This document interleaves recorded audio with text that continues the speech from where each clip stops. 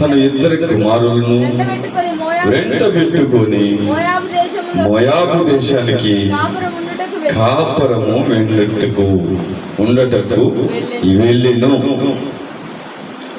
ఎవరి ఈ బెత్లెహేములో నుంచి వెళ్ళిన వారు ఎవరు తెలుసా? దేవుని వెంబడించేవారు, దేవుని అనుసరించేవారు, నిత్యము ఆయన సన్నిధిలో కనపడేవారు. మీరేం చేశారో తెలుసా? ఆ బెత్లెహేముకి కొద్దిగా కరువు వచ్చిందని, ఏంటండి కొన్ని దినాలు కరువు వచ్చిందని వారు ఎక్కడికి వెళ్ళారు?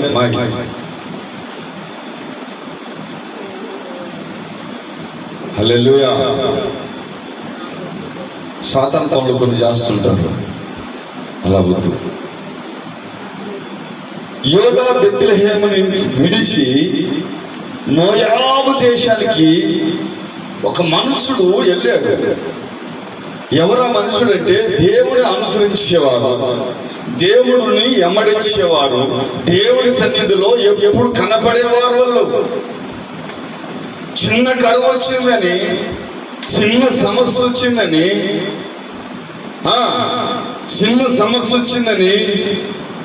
వారు ఏం చేశారంటే దేవుని ఇంటిని విడిచి ఎక్కడికి వెళ్ళారు తెలుసా? సాతాను ఊరిలోకి వెళ్ళారు. అక్కడేదో బాగుపడాలని, అక్కడేదో నేను సంపాదించుకుని 10 రూపాయలు వెనకేసుకుందామని, నా బిడ్డలు పోషించుకోవాలని, నా బిడ్డలు బాగుపరుచుకోవాలని, నా కుటుంబం అభివృద్ధిలోకి తెచ్చుకోవాలని వారు అనుకొని దేవుని ఇంటిని విడిచి ఎక్కడికి వెళ్ళారు తెలుసా? సాతాను ఊరిలోకి వెళ్ళారు. క్రీస్తునందు ప్రియమైన దేవుని బిడ్డలారా, ఇంటిని విడిచి, ఉన్న ఇంటిని విడిచి దూర ప్రాంతానికి వెళతారు కొంతమంది. ఏదో సాధించాలని, ఏదో సంపాదించాలని, కానీ అక్కడికి వెళ్ళి సంపాదించలేరు, ఏమి సంపాదించలేరు. అప్పులు పాలైపోయి వస్తారు. క్రీస్తునందు ప్రియమైన దేవుని బిడ్డలారా, ఇక్కడ యోధా బెత్లెహేము అంటే దేవుడి ఇంటిని విడిచి ఈ ఎలీమెలెకు ఏం చేశాడు తెలుసా? భార్యని వెంట పెట్టుకొని, 2 కుమారులు వెంట పెట్టుకొని, అదిగో ఆ మోయాబు దేశానికి వెళితే అక్కడ నా కుటుంబాన్ని పోషించుకోవచ్చు, ఈ కరువును నేను తప్పించుకోవచ్చు అని అతడు సాగిపోయాడు. కానీ అక్కడికి వెళ్ళి కానించి మనోడు ఎలా బ్రతుకుతున్నాడు తెలుసా? కష్టం చేస్తున్నాడు, ప్రతిఫలం లేదు. కష్టం చేస్తున్నాడు కానీ ప్రతిఫలం లేదు. కష్టపడుతున్నాడు కానీ శ్రమకు తగ్గట్టు ఫలితం లేదు. కారణం ఏంటంటే నీవు దేవుడి ఇంటిని విడిచి వచ్చేసావు. యోధా బెత్లెహేము అంటే రొట్టెలిల్లు, నిత్యము రొట్టెలు ఉంటాయి. అది దేవుడు ఆశీర్వదించిన ఊరు, దేవుడు పుట్టిన ఊరు, దేవుడు ఆ సంచరించే ఊరు. అది ఆ ఊరిని విడిచి ఈ మనుషుడు ఎక్కడికి వెళ్ళాడు తెలుసా?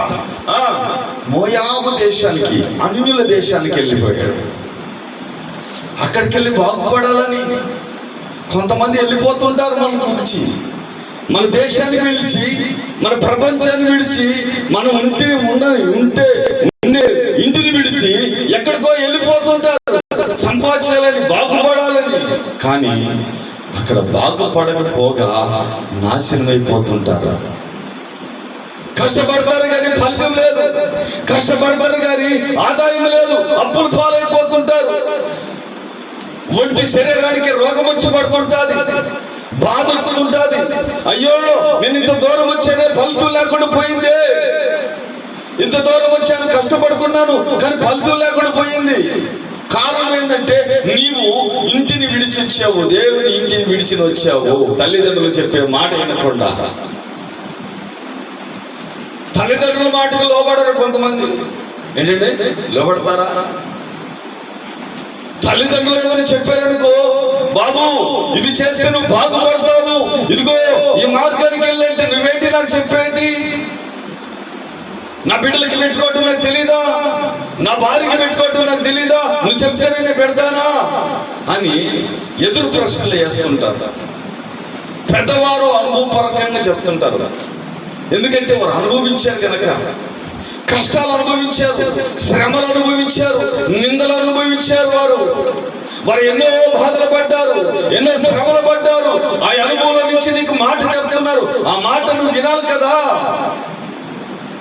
ఇనకపోగా నువ్వు ఏంటంటే ఎదురు ప్రశ్నలు, నాకు తెలీదా అని చెప్పేది, నాకు తెలియదు నేను పోషించుకునేది, నువ్వనే చెప్పేది నాకు అని ఎదురు ప్రశ్నలు వేసి వారి జీవితానికి వారే ముప్పు తెచ్చి పెట్టుకుంటారు. ప్రియా దేవుని బిడ్డలారా, ఇదిగో యోధా బెత్లెహేమును విడిచి ఈ ఎలీమెలెకు వెళ్ళిపోయాడు, కానీ బాగుపడ్డాడా? లేదు. అక్కడ పోయినా కాడి నుంచి కష్టపడుతున్నాడు, శ్రమ ఎక్కువైపోయింది, కానీ శ్రమలో ఆరోగ్యం ఖరాబ్ అయిపోయింది, అనారోగ్యం వచ్చి పడిపోయింది, ఫలితం లేదు, చేయలేకపోతున్నాడు, కుటుంబం పోషించలేకపోతున్నాడు. బాగా అనారోగ్యం వచ్చేసి ఏం జరిగింది తెలుసా? చనిపోయాడు. చూడండి, దూర ప్రాంతాన పెద్దోళ్ళు అంటారు, దూరాపు కొండలు నునుపు అని. కాదు ప్రియా దేవుని బిడ్డలారా, నువ్వెక్కడైతే స్థిరంగా ఉన్నావో, నువ్వెక్కడైతే స్థిరంగా నిలబడ్డావో అది నీ స్థలం, దేవుడు ఆశీర్వదించిన స్థలం అది. అక్కడి నుంచి నువ్వు బయలుదేరిపోయావు అనుకో, ఫలించలేవు. ఎల్లమెల్లకి పోయాడు కానీ ఏం సుఖం, శ్రమ ఎక్కువైపోయింది, కష్టం ఎక్కువైపోయింది, రేతిరేబొగులు చేస్తున్నాడు, కానీ బిడ్డలకు అరువుగా అన్నం పెట్టలేకున్నాడు, బిడ్డలు పోషించలేకున్నాడు. కష్టం ఎక్కువైపోయింది. ఆ కష్టంలో అనారోగ్యం వచ్చేసింది. అనారోగ్యం వచ్చిన వాడు ఏం బాగుపడతాడంటే చనిపోయాడు. చనిపోయిన తర్వాత వారి కొడుకులు కుమారులు కూడా కష్టం చేస్తున్నారు. ప్రియా దేవుని బిడ్డలారా, దేవుని వాక్యాన్ని విడిచి నువ్వు బయలుదేరి వెళ్ళిపోయినావు అనుకో, శ్రమ. దేవుని వెంబడించేవాడు దేవుని వెంబడించాలి. దేవుని సన్నిధులను నాటబడినప్పుడు, దేవుని సన్నిధులను కనకపోయినావు అనుకో, నీవు శ్రమ తెచ్చుకున్నట్టే. ఎలీమెలెకు ఏం చేశాడు? దేవుని సన్నిధిలో కనపడుతున్నాడు, దేవుని సన్నిధిలో నాటబడ్డాడు, దేవుని సన్నిధిలో అంటుకట్టబడ్డాడు. కానీ అక్కడ విడిచి, దేవుని సన్నిధిని విడిచి ఎడకెళ్ళాడు, దూర ప్రాంతానికి వెళ్ళిపోయాడు. ఏమొచ్చి పడ్డాది? శ్రమ వచ్చి పడ్డాది. శ్రమ కాదు, ప్రాణం మీదకి తెచ్చుకున్నాడు తను. అక్కడికి పోయామని ఫలించేడా? లేదు, ఫలించలేకపోయాడు. ఎందుకు తెలుసా? దేవుని ఇక్కడ బెత్లెహేములో ఇదిగో దేవుని సన్నిధిలో కనపడుతున్నాడు, దేవుని అనుసరిస్తున్నాడు, దేవుని మాటకు లోబడ్డాడు, నిత్యం ఆరాధన కనపడుతున్నాడు, దేవుడితో ఆరాధన చేస్తున్నాడు, దేవుళ్ళలో అన్ని బాగున్నాయి. ఇదిగో కొద్ది రోజులు ఏంటంటే కొద్దిగా శ్రమ వచ్చిందని, శ్రమ రావటం నీకు మంచిదని నువ్వు గ్రహించట్లేదు, నిందలు రావడం నీకు మంచిదని నువ్వు గ్రహించట్లేదు. ఎందుకంటే యేసు ప్రభు వారికి నిందలు వచ్చాయి, యేసు ప్రభు వారికి నిందలు వచ్చాయి, యేసు ప్రభు వారికి శ్రమలు వచ్చాయి, యేసు ప్రభు వారే కన్నీరు కార్చారండి. నువ్వెంత నేనెంత కదా. యేసు ప్రభు వారికి నిందలు, నువ్వు అబద్ధ బోధకుడివి, నువ్వు దేవుని కాదు అని నిందించారు, ముఖం మీద ఊశారు, తన బట్టలు వస్త్రాలు తీసి హేళన చేశారు. మరి యేసు ప్రభు వారు నిందలు పడితే నువ్వు నిందలు పడకూడదా? హల్లెలూయా. యేసు ప్రభు వారు శ్రమ పడ్డారు, నువ్వు శ్రమ పడకూడదా? శ్రమ నీకు మంచిదే. కొద్ది శ్రమ వచ్చిందని నువ్వు పరిగెత్తుతావు, ఈ చర్చి కాదని ఆ చర్చి, ఆ చర్చి కాదని ఆ చర్చి, ఆ చర్చి కాదని ఇంకో చర్చి. ఎన్ని చర్చిలు పోయినా, ఎన్ని దిక్కులు తిరిగినా నువ్వు ఫలించాలంటే ముందు వాక్యాన్ని నువ్వు అనుసరించాలి. హల్లెలూయా. వాక్యానికి లోబడి ఉండాలి, వాక్యంతో నువ్వు కట్టుబడి ఉండాలి, వాక్యంలో నువ్వు ప్రతిఫలం పొందుకొని ఉండాలి. ప్రియా దేవుని బిడ్డలారా, ఎలమేలకు వెళ్ళిపోయాడు. ఎక్కడికి వెళ్ళాడు? కుటుంబాన్ని పోషించుకోవాలని కుటుంబ భారం కలిగి ఏంటంటే ఇక్కడ నా బిడ్డలుగా శ్రమతో ఉన్నారు, నా బిడ్డలు ఫలించలేరు, నా బిడ్డలకు ఆకలితో అల్లాడిపోతున్నారు. అదిగో ఆ ప్రాంతానికి వెళ్ళి నేను మంచిగా సంపాదించి పెట్టుకోవాలని ఆశ కలిగింది. ఆశ ఏం చేసింది తెలుసా? నిరాశ చేసింది. ఆశ ఏం చేసింది? నిరాశ చేసింది. ఇదిగో ఆశ మహాఘోరమైనది, చిన్నది ఘోరమైనది కాదు. ప్రియమైన దేవుని బిడ్డలారా, మనుషుడికి ఆశ కలగటం మంచిదే కానీ అతి ఆశ పనిచేయదు. ఆశ కలిగిన వాడు లేడండి. ప్రతి ఒక్కడు ఆశ కలిగిన వాడే. ఆశ కలిగి ఉండాలి. యేసు ప్రభులో ఆశ కలిగి ఉండాలి. ప్రభు ఎప్పుడు వస్తాడని ఆశ కలిగి ఉండాలి. ప్రభుతో నేను ఎప్పుడు మాట్లాడతానో ఆశ కలిగి ఉండాలి. ప్రభు సన్నిధిలో నేను ఎప్పుడు మోకరించి ప్రార్థన చేస్తానని ఆశ కలిగి ఉండాలి. ప్రభు వాక్యాన్ని నేను ఎప్పుడెప్పుడు నెమరు వేసుకుంటాను. ఈ రోజు ఏం చెప్తాడో ఈ రోజు ఏదైతే నాకు అనుకూలంగా మారుతుందో, ఈ రోజు ఏదైతే నా హృదయంలో నాటబడుతుందో అని నువ్వు ఆశ కలిగి ఉండాలి. దేవుని వాక్యానికి నువ్వు ఎదురు చూస్తూ ఉండాలి. దేవుని సన్నిధికి నువ్వు పరిగెత్తుతూ ఉండాలి. దేవుని సన్నిధిలో నువ్వు నాటబడి ఉండాలి దినదినము. శుక్రవారం ప్రార్థనకి రారు, శనివారం ప్రార్థనకి రారు. వాక్యం నువ్వు ఏడ అనుసరిస్తున్నావు, ఎక్కడ ఆలకిస్తున్నావు, ఎక్కడ నువ్వు నాటబడుతున్నావు? దేవుని వాక్యం అంటే ఏంటి? దేవుని సన్నిధి అంటే ఏంటి? దేవుని సన్నిధి నీకు స్థిరమైన పునాది. అది తప్పక మరొకటి లేదు నీకు స్థిరమైనది. దేవుని వాక్యం స్థిరమైనది. దేవుని వాక్యంతో నువ్వు కంటబట్టి ఉంటే నీకు పరలోక రాజ్యంలో నీకు అదిగో దేవదూతలు నేను కొని నిన్ను ఎదుగో. చూడండి ప్రియమైన దేవుని బిడ్డలారా, ధనవంతుడు దరిద్రుడు ఇద్దరు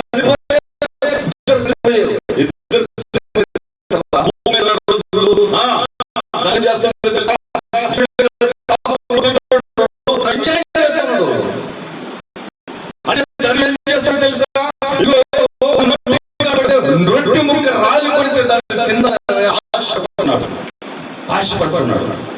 కానీ ఇద్దరు చనిపోతే ఏమై జరిగింది తెలుసా? ధనవంతుడు ఏడబడ్డాడు. ధనవంతుడు భూమి మీద ఉన్న రోజులు ఏం చేస్తాడో తెలుసా? ఎదట వాడికి సహాయం చేసే హృదయం లేదు. అతనికి. ఇదిగో పేదవాడైన లాజరుని ఇంటి ముందు ఉంటే ఇదిగో రా బాబు ఈ రొట్టె ముక్క తినరా బాబు అన్నవాడు కాదు. ఏ రోజు ఒక దినాన్ని చనిపోయిన ఇద్దరు. ధనవంతుడు ఏం చేస్తాడో తెలుసా? పాతాళంలో పడిపోయాడు, అగ్నిలో పడిపోయాడు, అగ్నికి అన్నంలో పడిపోయాడు. ఈ లాజరు ఏం చేస్తాడో తెలుసా? దేవదూతలు పల్లకితో మోస్తున్నారు. హల్లెలూయా. ఈ లాజర్ని, ఈ పేదవాడైన లాజర్ని ఎవరు మోస్తారో తెలుసా? దేవదూతలు పల్లకి మోస్తున్నారు. అబ్రహాం ముందు ఏంటండి, అబ్రహాం కుడి పక్కన కూర్చొని ఇదిగో ముచ్చట చేస్తున్నాడు. ఇప్పుడు ఒక మాట అంటాడు. ఎవరు? ధనవంతుడు. తండ్రి అయిన అబ్రహామా, ఇదిగో నా దేహం ఇదిగో నీళ్ళని ఏలు ఉంచి నాకు తాపని లాజరుని చెప్పు. అర్థం? ఎవడు నువ్వు? భూమి మీద ఉన్నప్పుడు నీకెవరు కనపడతలేదు, డబ్బు ఉన్నప్పుడు నీకెవరు ఇరుపడతలేదు, కనపడతలేదు. నీ కళ్ళు మూసుకుపోయి ధనము నిన్ను ముంచేసింది, ధనము నిన్ను నాశనం చేసింది, నాశనకరమైన గుంటలకు తీసుకెళ్తుంది ధనము. ధనమున్న రోజులు నువ్వు ఎలా బ్రతుకుతున్నావు తెలుసా? ఒకరికి విరోధంగా బ్రతుకుతున్నావు. నేనే రాజుని, నేనే మంత్రిని అనుకుంటూ బ్రతుకుతున్నావు. ధనం శాశ్వతం కాదు. ధనం ఎప్పుడు శాశ్వతం కాదు. ఈ లోక రాజ్యము, లోకము, ఆనందము నీకు శాశ్వతం కాదు. ప్రభు అయిన యేసుక్రీస్తు మాత్రమే శాశ్వతం. హల్లెలూయా. ఆయన తప్పక మరొకటి శాశ్వతం లేనే లేదు భూలోకంలో. నిత్యమైన సంతోషము, నిత్యమైన ఆనందం. ఎలెమెలెకి ఏం చేశాడు తెలుసా? దేవుని ఇంటిని విడిచి, దేవుని సన్నిధి విడిచి, దేవుని ఆరాధన విడిచి దేవుని మందిరంలో కనపడకుండా పోయాడు. ఎక్కడికి? దూర ప్రాంతానికి. ఫలిస్తారంటారా? ఫలించడు. ఒక ఇంత అప్పు అయితే మూడింతలు అప్పు చేసి పెడతాడు. హల్లెలూయా. ఎందుకు తెలుసా? నువ్వు దేవుడి ఇంటిని విడిచి వెళ్ళేవు. అక్కడికి వెళ్ళి ఫలించడా? లేదు, చనిపోయాడు. ఎవరైతే మనము అక్కడ మనం బాగా ఫలిస్తాం అని పరిగెత్తుతుంటారు. ఒక దినాన, ఇదిగో ఈ బైబిల్ గ్రంథంలో ఇంకొకరు ఉన్నారు, గుర్తు చేస్తాను. లోతు అనే ఒక వ్యక్తి ఉన్నాడు. ఈ లోతు అబ్రహాముతో ఉన్నాడు. అబ్రహాం అంటే పితరుడు,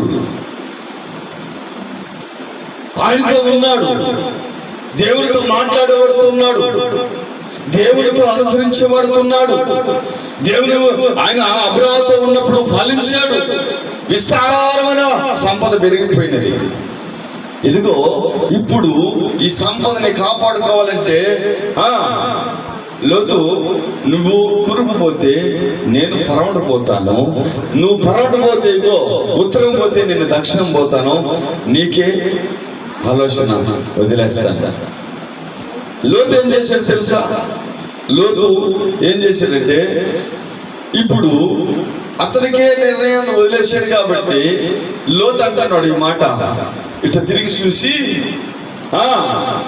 ఎప్పుడైనా చూడండి, గుర్తు పెట్టుకొని పోయి నా దేవుని బిడ్డలారా, లోకము ఏం చేస్తుందంటే ఆకర్షించద్ది, పాపము ఆకర్షించద్ది. పాపముతో ఉన్నవారు ఆకర్షించబడతారు, ఆకర్షణవంతంగా మారిపోతారు. పాపము ఆకర్షణలోకి తీసుకెళ్తాది. ఎందుకు తెలుసా? సొదొమ గొమొర్రా పాపంతో నిండిపోయింది. లోతుకి ఏం కనపడుతుంది తెలుసా? సొదొమ కనపడుతుంది. అబ్రహాము అంటుండు, నువ్వు తూర్పు పోతే నేను పడమట పోతాను, నువ్వు దక్షిణము పోతే నేను ఉత్తరము పోతాను, నీకే చాయిస్ కుమారా. అర్థమైందా? నీకే చాయిస్ వదిలేసిన, నువ్వు ఎట్టైనా పోతానంటే నేను అటు పోతాను.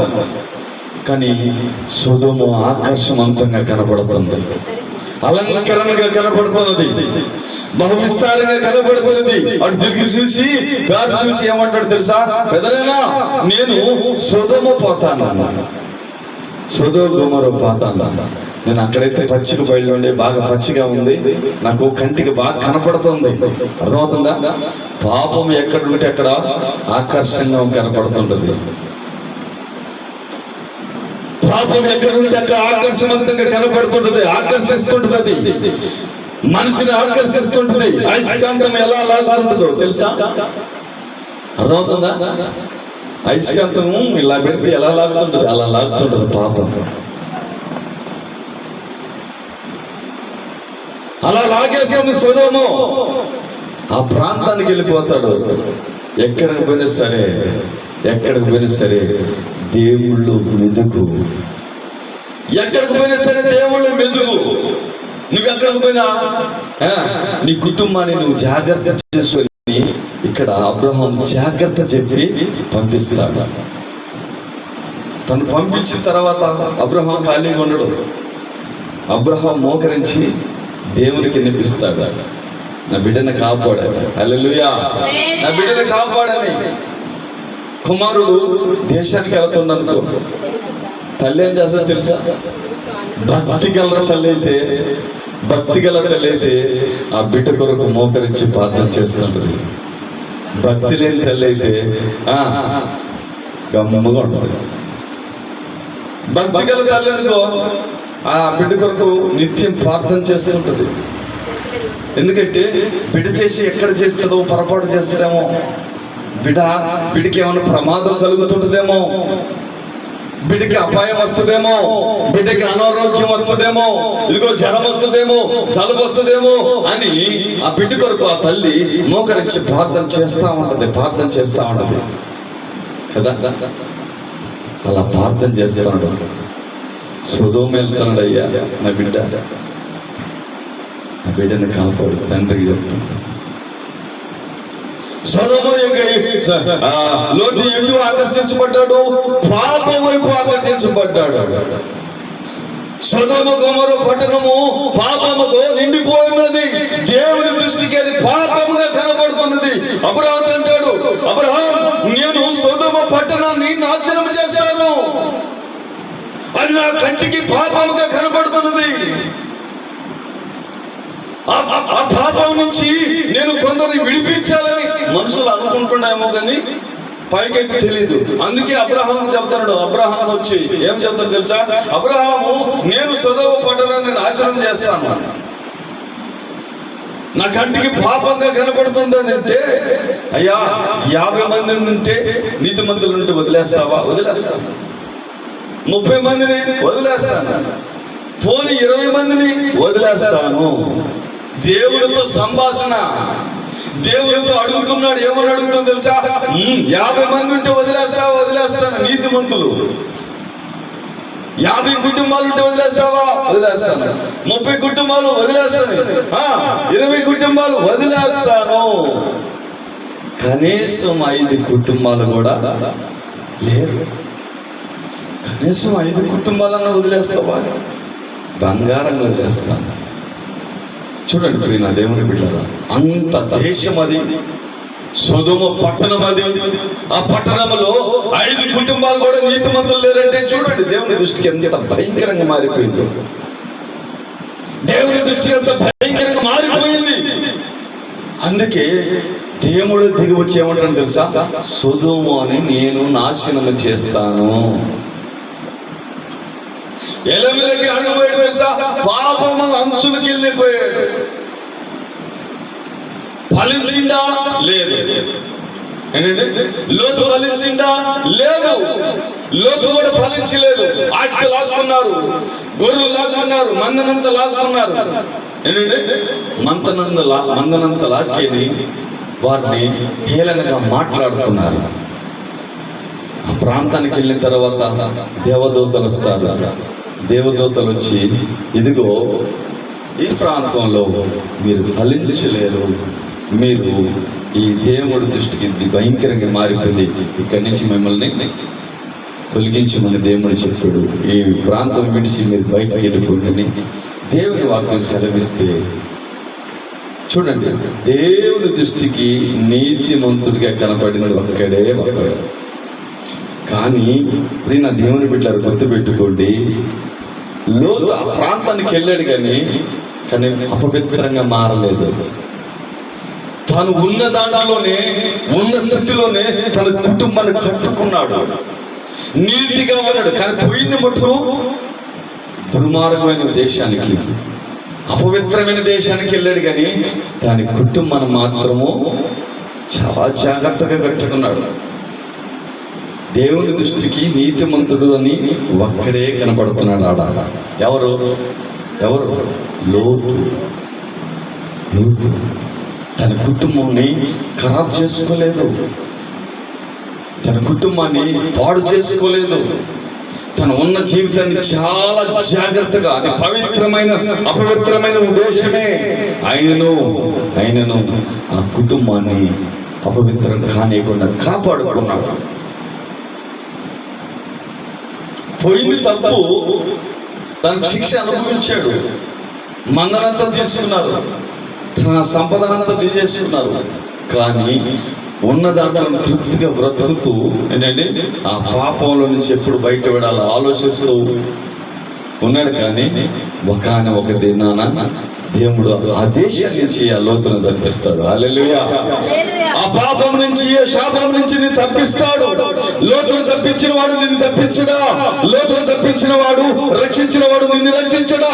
ఎన్నో సంవత్సరాల నుంచి నేను పాపంతో ఉన్నాను, ఎన్నో సంవత్సరాల నుంచి నేను అపవిత్రంలో బ్రతికాను, ఎన్నో సంవత్సరాల నుంచి నేను మోసంగా నడిచాను, నిజమైన దేవుడు నన్ను ఎమ్మడించలేకపోయాను అని నువ్వు అనుకుంటే, ఈ రోజు నా ప్రభువైన యేసుక్రీస్తు నిన్ను ఎమ్మడిస్తున్నాడు, నిన్ను పలకరిస్తున్నాడు. హల్లెలూయా, హల్లెలూయా.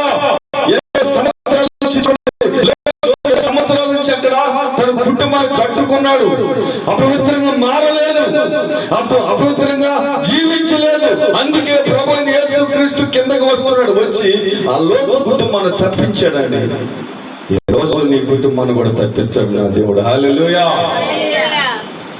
ఎన్నో రోజుల నుంచి బాధపడుతున్నావు, ఎన్నో రోజుల నుంచి నువ్వు అనారోగ్యంతో బాధపడుతున్నావు. ఈ శ్రమ ఇంతే, నా రోగం ఇంతే, నా దుఃఖం ఇంతే, నా శాపం ఇంతే అని నువ్వు కృంగిపోయే సమయంలో నా ప్రభువైన యేసుక్రీస్తు నిన్ను చూడాలంటే నీలో వచ్చే ఆ స్వరాన్ని ఆయన వినాలి. హల్లెలూయా.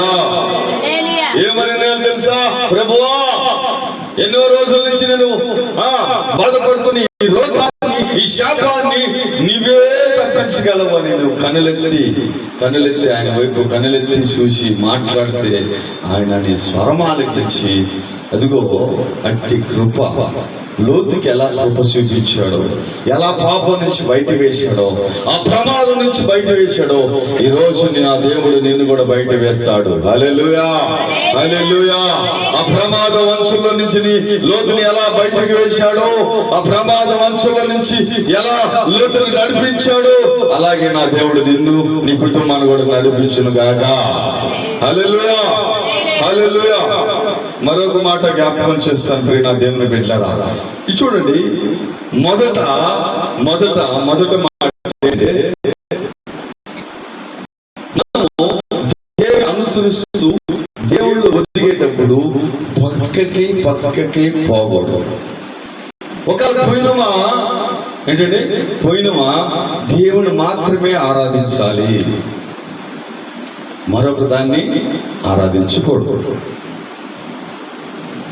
ఎలేమేలకు ఇక్కడి నుంచి పోయిన తర్వాత ఏం చేశాడు తెలుసా? వారు అన్ని జనుల మధ్యలో ఏం చేశాడంటే, వారు పెట్టింది తింటున్నాడు. ఏంటంటే వారు చేసే పనులకి తల ఒక్కాడు. అందుకే ఎలేమేలకు ఏం చేశాడంటే చనిపోయే ప్రమాదానికి వచ్చాడు. హల్లెలూయా కదా. మనం ఏదైతే చేయకూడదో అది చేయకూడదు, మనం ఏదైతే తినకూడదో అది తినకూడదు, మనం ఏదైతే అనుసరించకూడదో అది అనుసరించకూడదు. ఏదైతే అనుసరించకూడదో అది అనుసరించాడు, ఏదైతే తినకూడదో అది తిన్నాడు, ఏదైతే ఎమ్మడించకూడదు అది ఎమ్మడించాడు, ప్రమాదము తెచ్చుకున్నాడు. చూడండి, ఇతడు ఏం చేశాడంటే, ఎవరినైతే పెళ్లి చేసుకోకూడదో వారిని తీసుకొచ్చుకొని పెళ్లి చేసుకున్నారు. వారి కుమారులకి అన్ని జనుల్లో నుంచి తీసుకొచ్చుకొని పెళ్లి చేసుకున్నారు. కుమారులకి ఇద్దరికి పెళ్లి చేశాడు.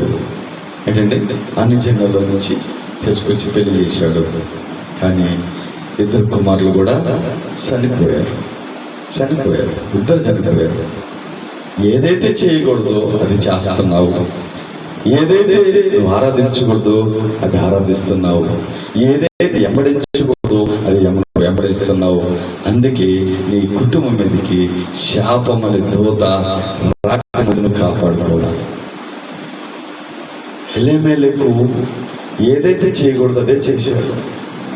నయోమి ఏదైతే చేయకూడదు అదే చేసింది. అన్ని జనుల నుంచి బిడ్డని కుమార్తెలను తీసుకొచ్చుకొని, అమ్మాయిలు తీసుకొచ్చుకొని పెళ్లి చేసుకున్నది. కుమారులు ఆరోగ్యం లేకుండా చనిపోయారు. చదువు ఆ మాట. 2వ అధ్యాయం మొదట వచ్చిన 2వ అధ్యాయం 2వ వచనం చదువు.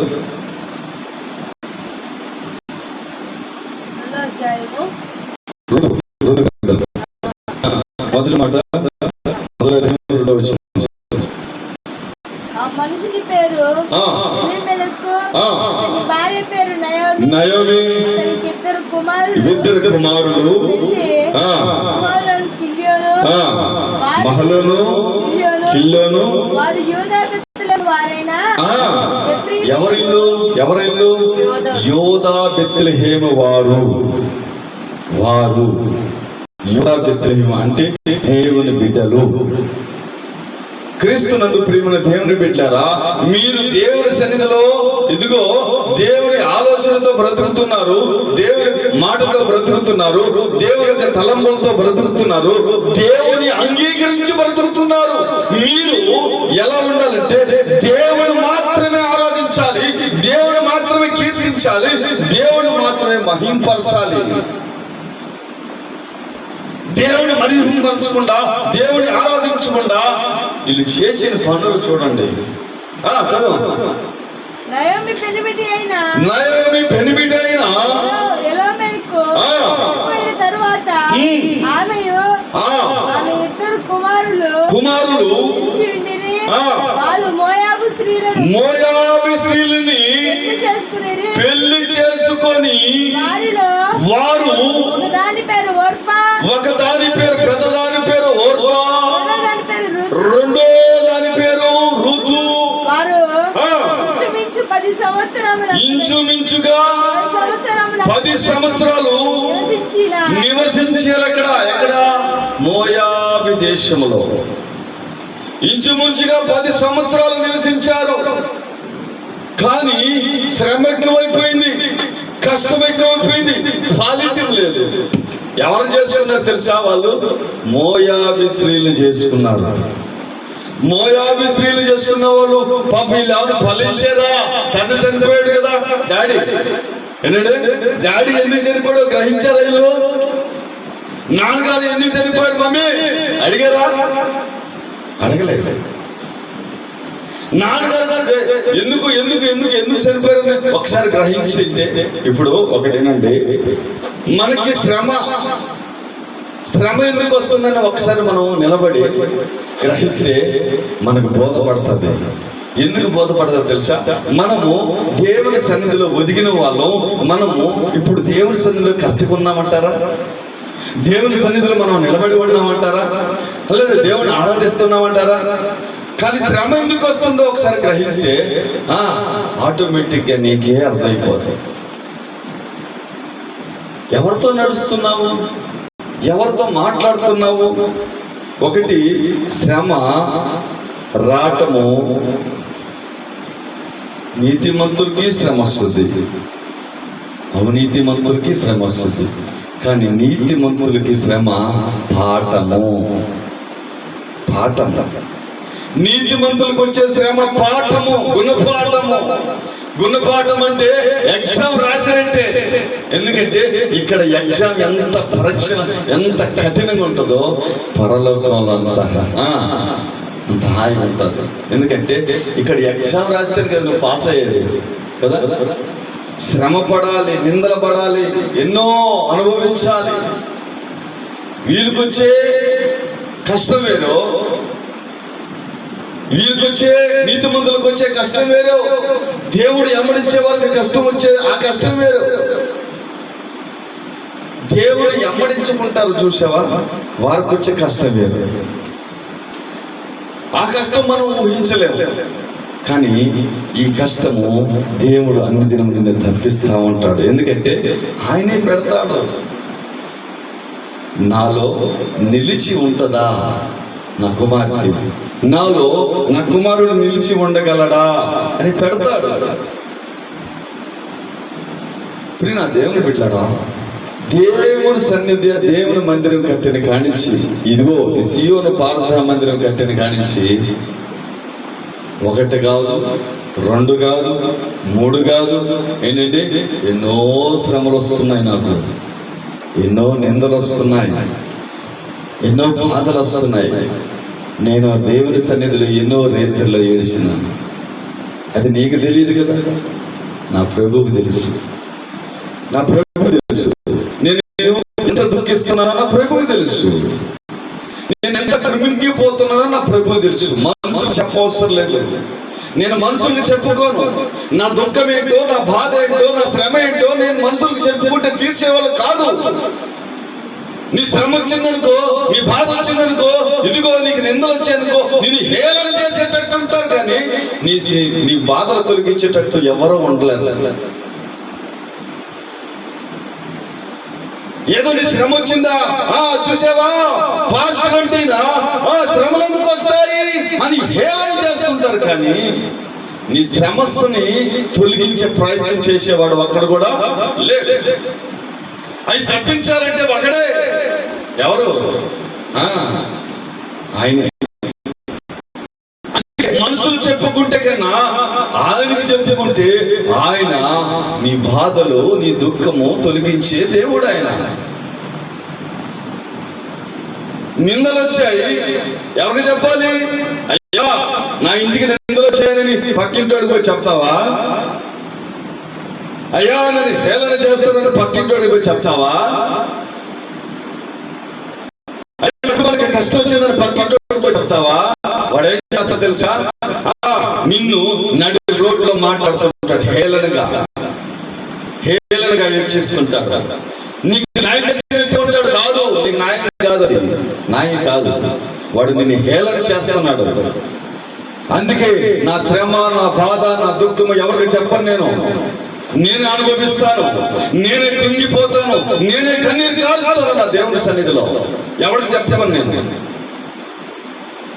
ఎందుకంటే నా ప్రభు అయిన యేసుక్రీస్తు నా పాపము, నా బాధ, నా దుఃఖము తీర్చేవాడు. హల్లెలూయా. ఆయన తప్పక ఎవరికి చెప్పను నేను అంటా. మన గుండెలు ఇదిగో ఇక్కడ తెగిపోయినప్పుడు ఏమి ఇంతమంది మా జనంగా ఉన్నారు, మాకు చెప్పకూడదా అని అన్నారు. ఒక పూట భూ పోయగలరా? ఒక పూట ముద్ద పోయగలరా? వాళ్ళు చేయలేరండి. మాట అనేవాళ్ళే కానీ, ఆ మాటని హేళన చేసేవాళ్ళే కానీ ఎవరు కూడా ఆదరించరు. ఎవరు కూడా ఆదరించరు. నీ కష్టం మీద నువ్వు పడాలి, నీ శ్రమ మీద నువ్వు పడాలి. ఆ శ్రమ ఏదో కష్టం ఏదో ఎవరికి చెప్పాలంటే నిన్ను కాపాడే దేవుడికి చెప్పాలి. ఆయనకి మాత్రమే చెప్పాలి. ఎందుకంటే ఆయన తీర్చేవాడు నీ బాధ, ఆయన నీ కన్నీరు తీర్చేవాడు, నీ దుఃఖము తీర్చేవాడు. ఆయన మనుషుల ఓడు సహాయం చేయడు. నీ కుటుంబానికి కష్టం వచ్చింది, నీ కుటుంబానికి బాధ వచ్చింది, ఇదిగో దేవుడి సన్నిధికి వచ్చి మోకరించాలి. ఒక సహోదరి కష్టం వచ్చింది. ఏంటో కష్టం తెలుసా?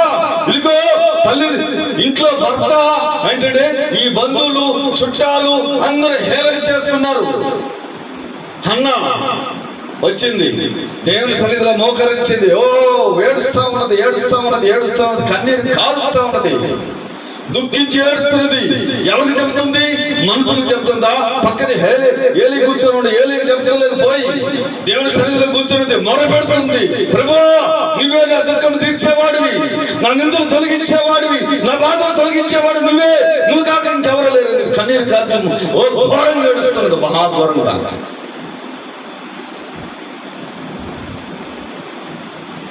మహాఘోరంగా ఏడుస్తున్నది. ఏడుస్తా ఏమంటుంది తెలుసా? నా దుఃఖము తీర్చేవాడు నువ్వే, నా దుఃఖము తీర్చేవాడు నీవే, నా నిందలు తొలగించేవాడు నువ్వని ఏడుస్తుంటే లోపల గుండెలు పగిలేటట్టుగా ఏడుస్తుంది. మనుషులు కాడ ఏడవకూడదండి, దేవుని సన్నిధిలో ఏడుగు. దేవుని పాదాల కాడాలి కన్నీరు కాచు. ఆ కన్నీటికి ఇలువ ఉంటుంది. దేవుని సన్నిధిలో దుఃఖిస్తుంది, భయంకరంగా దుఃఖిస్తుంది, చెప్పలేనంత భయంకరంగా ఏడుస్తున్నది హన్న. పక్కన ఏలీ కూర్చున్నాడు. మాయ్, ఏంటి మూలుగుతున్నావు? మధురాలవా? మద్యం తాగేవా ఏంటి అంటే అవంటది అసుంటోళ్ళతో నన్ను పాలసీ కాదు, నేను మద్యం తాగలేదు, నేను మధురాలు కాదు. నా బాధ ఏదో, నా దుఃఖం ఏదో, నా నిందేదో నా ప్రభుకి నేను వినిపించుకుంటున్నాను, నా ప్రభుకు చెప్పుకుంటున్నాను. ఆయన నా సమస్య తీర్చేవాడు. ఏంటి నీ బాధ, ఏంటి నీ దుఃఖము? ఇదిగో నాతోటే పెళ్ళైన వారు చాలా మంది ఉన్నారు, వారందరికీ బిడ్డలు కలిగారు. కానీ నా కుటుంబంలోనే నాకు శత్రువులుగా మారిపోయారు. నా భర్తతో సహా నన్ను నిందిస్తున్నారు, నా అత్తమావు నిందిస్తున్నారు. నా సవతి అంటే ఎవరు? ఇతడు ఏంటంటే ఎలకాన్ని ఏం చేసేది తెలుసు, ఇంకో భార్యను కూడా చేసుకున్నాడు. చిన్న భార్య ఏం చేస్తుందంటే హేళన చేస్తుంది పెద్దదాన్ని. పెద్దది ఎవరు తెలుసా? అన్న. హేళన చేస్తుంది, దుఃఖిస్తుంది. ఏమని దుఃఖిస్తుంది తెలుసా? నాకు బిడ్డలు లేరే, నా నిందలు తొలగించువా, నా బాధలు తొలగించువా అని దేవుని సన్నిధిలో అడుగుతున్నది. కన్నీరు కార్చాలి, మనుషులు చెప్పుకోకూడదండి. ఎక్కడికి వెళ్తే నువ్వు